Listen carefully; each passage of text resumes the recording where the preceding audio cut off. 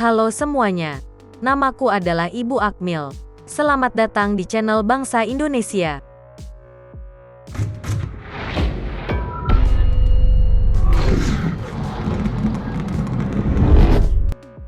Misteri Makam Syekh Siti Jenar. Makam Syekh Siti Jenar atau Siti Brit alias Raden Abdul Jalil tidak diketahui keberadaannya hingga kini.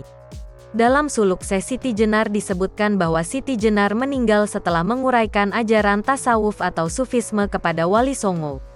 Jenazah Siti Jenar dibawa ke Masjid Demak dan memang dikubur di tempat yang serahasia mungkin oleh Wali Songo. Hanya Wali Songo saja yang tahu di mana lokasi persis dari makam Siti Jenar.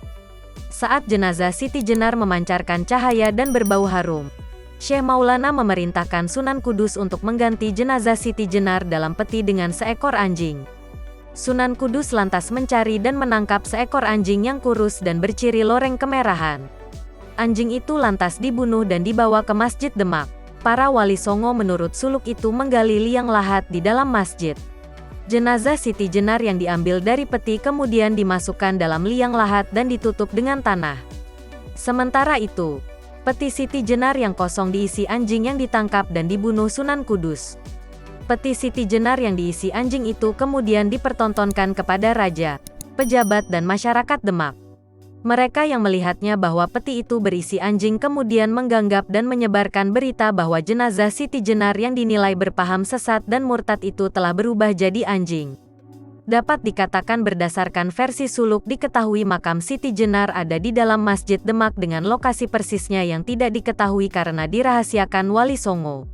Keterangan lain soal makam Siti Jenar diketahui pula dalam serat Centini. Serat itu menyebut Siti Jenar yang dinilai sesat oleh Wali Songo dihukum mati dengan cara dipancung. Siti Jenar bersama ketiga muridnya dihukum penggal berserta seorang anak gembala. Meskipun dipenggal, jenazah Siti Jenar masih utuh dan selama 3 hari terlihat bercahaya. Jenazah Siti Jenar lantas menghilang setelah terdengar ucapan salam dan perpisahan dari dirinya yang ditujukan kepada susuhunan Ratu Giri alias Sunan Giri. Jadi menurut serat Centini dapat diketahui bahwa jasad Siti Jenar menghilang dan tidak dimakamkan. Serat itu telah menegaskan bahwa Siti Jenar telah manunggal dengan Tuhan, manunggaling kawula Gusti, sesuai ajaran tasawuf yang disebarkannya. Hingga kini terdapat beberapa klaim soal makam Siti Jenar. Makam tokoh tasawuf atau sufisme di Jawa yang dianggap sesat oleh Wali Songo itu tersebar dari Cirebon, Pekalongan, Demak, Jepara sampai Tuban. Lokasi makam Siti Jenar hingga kini masih menyisakan misteri karena ulah Wali Songo yang merahasiakannya. Meskipun makam Siti Jenar masih tanda tanya, konsep ajaran manunggaling kawula Gusti yang diungkapkannya telah meresap dalam hati dan pikiran orang Jawa, terutama penganut kejawen. Kami harap kalian tertarik dengan topik kami hari ini dan agar kalian tidak ketinggalan topik menarik kami lainnya.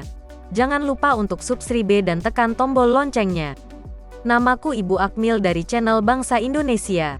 Sampai jumpa lagi di episode selanjutnya.